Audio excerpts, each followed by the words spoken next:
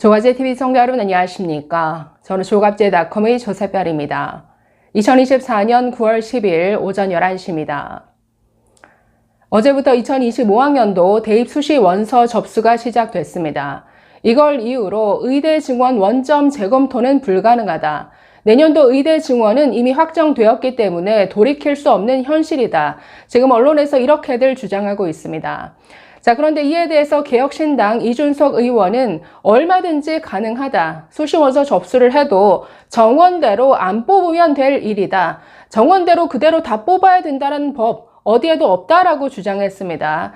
자, 그러면서 여전히 원점 재검토만이 유일한 해법이다라는 점을 강조했는데 이 내용 좀 소개해 드리겠습니다. 자, 어제 채널A 정치 시그널이라는 유튜브 방송에 출연해서 이런 주장을 폈는데 이준석 의원의 말을 듣고 있으면 정말 뭔가가 싹 정리되는 느낌이 듭니다. 자, 여전히 원점 재검토만이 유일한 해법이다라고 하면서 자, 대통령실이 아직도 의료계에 대안을 가져오라고 하는 것, 이것 자체가 굉장한 도발이다라고 비판했습니다. 사고를 저지른 쪽에서 그 저지른 행위를 거둬들이면 다 해결될 일인데 이걸 가지고 상대 측에게 어떤 대안을 가져오라. 대안을 가져오지 않으면 어떤 협의 대상으로 인정하지 않겠다. 이렇게 말하는 것은 굉장한 도발이다. 잘못되었다라고 지적했습니다. 자, 어제 채널A 방송에서의 이준석 의원 발언 여러분 한번 직접 들어보시기 바랍니다. 내년도 대학 입학 수시 원서 접수가 시작이 되는 날인데 그럼 이렇게 접수가 시작이 되어버리면 내년도의 의대 정원에 대해서는 건드릴 수 없는 영역이 된다 이런 얘기인데 그럼에도 불구하고 의료계에서는 2025학년도부터 원점 재검토를 해야 된다 이런 입장을 좀 고수하는 것 같아요. 이거 어떻습니까? 그래서 정원대로 다 안 뽑아도 됩니다. 일단 접수는 시작하더라고요. 예, 그게 뭐 사실 정원만큼 다 뽑아야 된다는 법이 있는 건 아니고 거기가 정치적 타협이 가능한 상황이다 이렇게 보고 물론 수험생들에게는 혼란을 주겠죠. 주겠죠. 엄청 주겠죠. 근데 그 혼란 준 거는 오롯이 대통령 책임으로 하고 넘어가면 됩니다. 그거는. 예. 뭐 현상 변경을 누가 했습니까? 대통령께서 하신 거 아닙니까? 그러니까 저는 이거는 글쎄요. 저는 내년에 과연 이 정원대로 뽑아가지고 정상적인 교육이나 될까? 예, 갑자기 의대 교수를 어디서 확충하고 예. 그리고 이거 교육이라는 거 제대로 진행하지 못하면은 그리고 이제 내년에 유급된 사람들도 나올 텐데 그렇죠. 예 그러면 이거 다 하면은 거의 평소보다 한 두세 배의 교육을 진행해야 되는 사람인데 그게 가능할까? 조금 전에 이준석 의원 얘기하신 거 들어보면 인원 조정이 좀 가능할 수도 있을 것 같다는 생각이 약간 들거든요. 그러면 뭐 일단 접수는 시작을 하더라도 하자 그러면 뭐든 할 수 있고요. 예. 그리고 예를 들어 이런 겁니다. 저는 정부 입장에서 들으면 약간 설렁할 얘기지만은 예. 지금 이제 1학년 학생들 뭐 예과 학생들 이렇게 막 공부 안 하잖아요 지금. 예. 지금 거기에 휴학 지금 중이죠. 걸었잖아요. 이번에 신입생을 뽑아놓는다고 해서 휴학 안 한다는 보장이 있을까요? 그렇죠. 예. 그 얘기들을 많이 하더라고요. 의대 교수들. 또 뽑아놓고 위에 눈치 엄청 보일 거 아닙니까? 예. 위에 엄청 눈치 보일 텐데 과연 또 휴학 안 할 방법이 있을까요? 예. 우선 뽑히고 나면 생각 달라질걸요, 그거는. 예. 근데 어쨌든 여야 의정 협의체, 사자 협의체를 하자 이런 얘기가 나온 것만으로도 대통령실도 좀 한 발 물러선 모양새는 취하는 것 같은데. 그러니까 이 사안의 가장 중요한 거는 대통령께서 마지막에 이제 국정 동력이 떨어지는 상황 속에서 결국 의사 집단을 한번 어떻게 악마화해 볼까라는 시도를 했다, 저는 이렇게 봅니다. 예. 그래서 결국에는 의사들이 뭐 우리 가족이 아프면 가서 선생님 제발 살려주세요 그랬지만 또 뒤에 가서는 의사를 돈 많이 버니까 또 뭐라 하는 분들도 있고 네.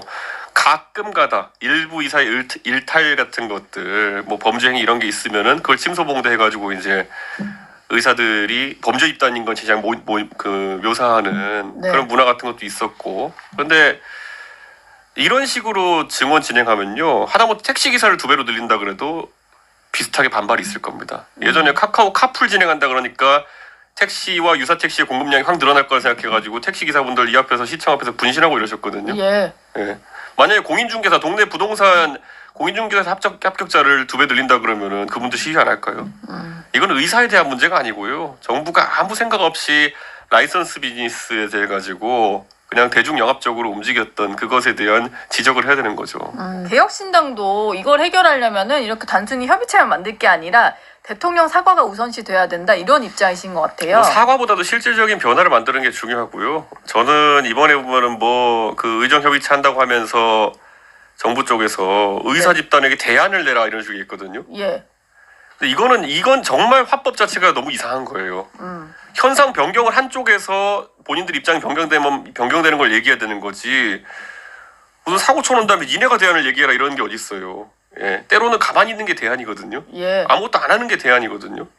예, 근데 그거를 왜 의사 집단 쪽에다가 니네가 대안을 내고 대안을 내는 쪽으로 우리가 협상 주체를 인정하겠다. 뭐 이런 게 더 도발이죠, 그거는. 예. 그러니까 누가 가만히 앉아 있다가 진흙탕에서 뒹굴고 있잖아요. 네. 그럼 선생님 뒹굴지 마세요 이렇게 얘기하는 게 그냥 대안이에요.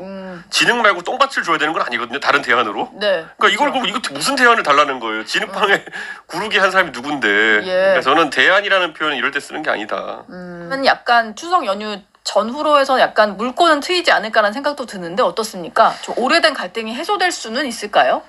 글쎄요. 근데 저는 단위가 이제 지금 보면은 최소 이제 당장 추석 넘어가게 되면은 2학기 수업이나 이런데 그 학생들이 복귀하는 것이나 예. 아니면 전공의들이 수련을 1년에 몇 개월 남기고 돌아오는 것도 웃긴 상황입니다. 네.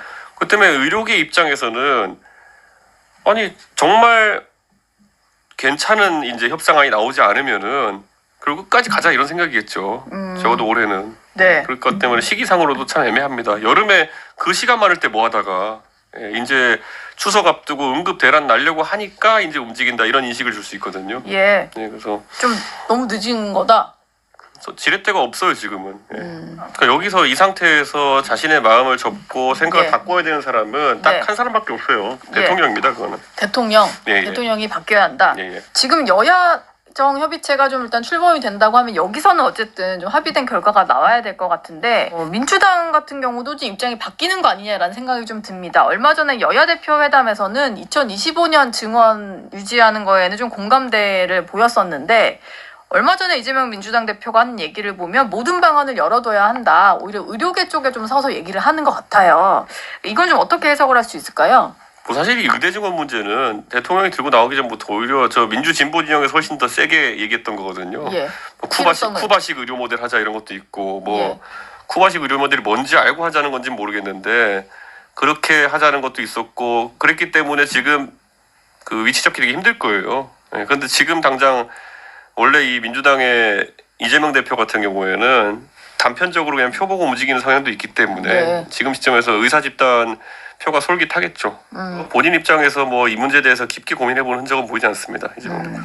개혁신당은 정확히 어떤 입장인 건가요? 저희는 벌써 한 4달 전부터 4달 전부터 선거 전부터 저희는 그 원점 재검토 외엔 답이 없다라고 얘기했거든요. 예. 제가 말했잖아요. 왜냐 본인이 대통령이 속된 말로 저지른 일이니까 주워 담지 않고는 협상이 시작 안 된다. 네. 원점으로 돌려놓고 나면은 그래 다시 증언을 논의해보자 이런 것도 가능하죠. 왜냐 예전에도 한 100명, 200명, 300명 정도의 증언 같은 경우에는 협상이 물밑에서 진행되고 있었거든요. 근데 지금 와가지고 갑자기 2,000명 이래버리고 1,500명 이래버리니까 엎어진 거거든요. 예. 저는 그러니까 원점 재검토가 유일한 답이라고 저희는 계속 얘기해왔습니다.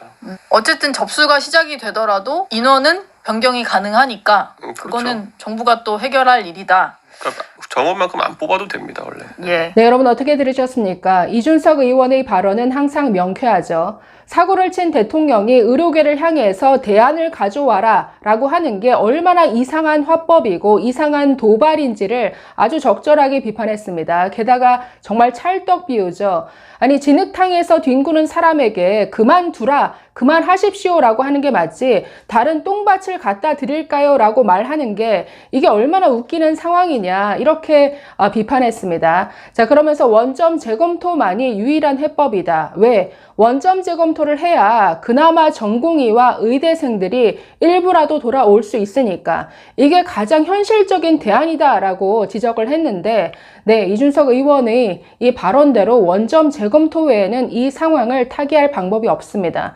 그리고 원점으로 되돌릴 때 거기서 생산적인 논의가 가능할 것이다라고 지적을 했죠. 이게 의사가 부족한 게 맞는 것인지 아니면 뭐 100명, 200명, 300명 정도의 증원은 가능한 것인지 이 모든 논의도 원점으로 되돌릴 때 제로 베이스에서 모든 게 가능하다. 그렇기 때문에 원점 재검토 하시라. 자, 이렇게 발언했는데 이 발언 좀 대통령실이 귀담아 들었으면 하는 바람입니다. 감사합니다.